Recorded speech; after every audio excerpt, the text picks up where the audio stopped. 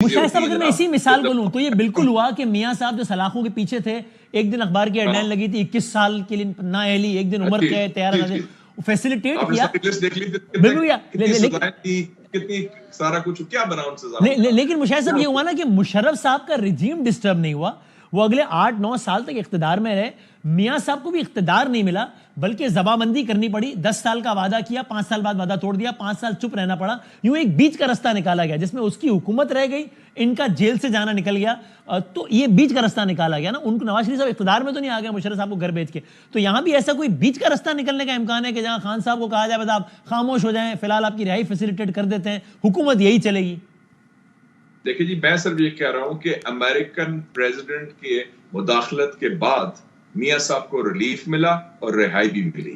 ہمارے ہاں ایک مثال آپ کے سامنے 25 سال پرانی ہے، تو اگر 25 سال پہلے یہ ہوا تھا ایک فوجی حکومت میں تو اب کیوں نہیں ہو سکتا؟ اور دوسرا اس کا طریقہ ورک آؤٹ ہو سکتا ہے وہ کہیں کہ ٹھیک ہے we have the mother of all deals, آپ ایک کولنگ آف پیریڈ کی ضرورت ہے، صوبوں کی حکومتیں چلتی رہیں، سینٹرل گورنمنٹ میں ہم ٹیکنوکریٹ گورنمنٹ لے آتے ہیں، بنگلہ دیش ماڈل لے آتے ہیں، 2 سال کولنگ آف پیریڈ رکھیں، لوگ سب ٹھنڈے ہو جائیں، عمران خان کو ریلیف مل جائے، باقی سیاسی قیدی بھی رہا ہو جائے، اور پھر اللہ خیر صلی اللہ آگے بڑھے چلیں گے. تو اگر ریلیف بھی مل جاتا ہے اور اس قسم کا سپیس دی جاتی ہے، کیونکہ صوبوں میں ہر پارٹی کو موقع ملا ہوا ہے، سندھ، پنجاب، خیبر پختونخوا میں ہر ایک کی گورنمنٹس ہے، تو اس میں کوئی فارمولا ورک آؤٹ ہو سکتا ہے، اور ہو سکتا ہے کہ پریزیڈنٹ ٹرمپ خود گارنٹر بن جائے. Okay, I'll guarantee this.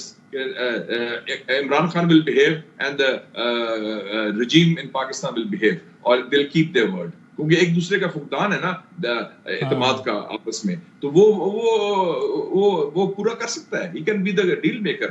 وہ تو شوق ہے اس کو.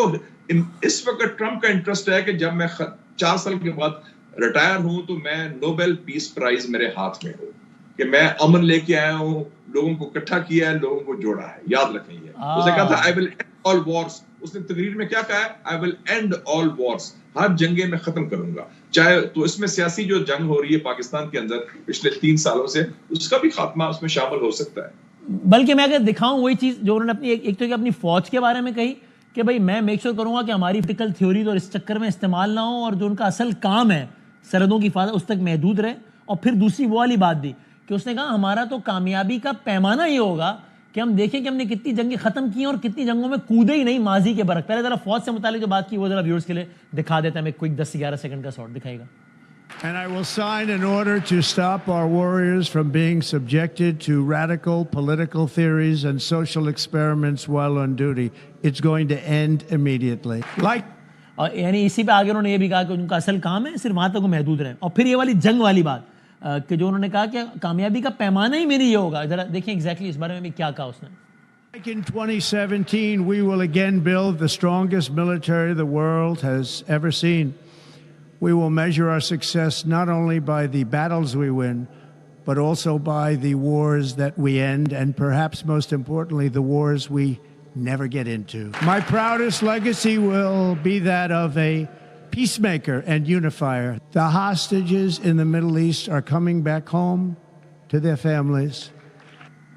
یہ بالکل وہی بات جو آپ کہہ رہے تھے مشاہد صاحب. مشاہد صاحب اگر ہم اس کا ایک اور اینگل دیکھیں تو کیا یہ عالمی امن کے لیے بھی ایک اچھی خبر ہے کہ دنیا کا جو چودھری ہوتا ہے، جو سب سے طاقتور آدمی ہوتا ہے، وہ کسی بھی وجہ سے ہی صحیح اس مائنڈ سیٹ کا آدمی ہے کہ یار پھڈے شروع نہیں کرنے، ختم کرنے. وہ کریڈٹ لے رہا ہے کہ دیکھو اتنے قیدی واپس آ گئے میرے حلف سے پہلے. وہ کہہ رہا ہے میں یوکرین رشیا والا گن ختم کرا دوں گا، اور وہ آگے کہہ رہا ہے کہ میری کامیابی کا پیمانہ یہ ہوگا کہ پھڈے کم کرنے ہیں. تو یہ کیا یہ عالمی امن کے لیے ایک اچھی خبر ہے کیا؟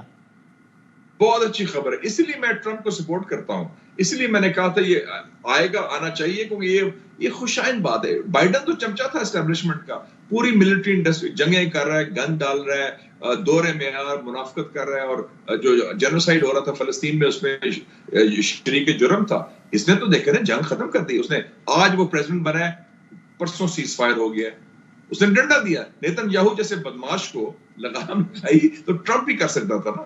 دیکھے بندے تو پتر بنو، اور ڈنڈا دیا ٹکا کے اس نے. تو آپ یہ دیکھیں کہ یہ بڑی خوشائند بات ہے عالمی امن کے لیے. اگر ایک امریکن صدر کہہ رہا ہے، اور امریکہ کی اسٹیبلشمنٹ نے تو سارا گند کیا تھا 9/11 کے بعد، تیا پانچا کیا افغانستان کا، پاکستان کے فاٹا کا، عراق کا، سیریا کا، لیبیا کا، صومالیہ کا، یمن کا.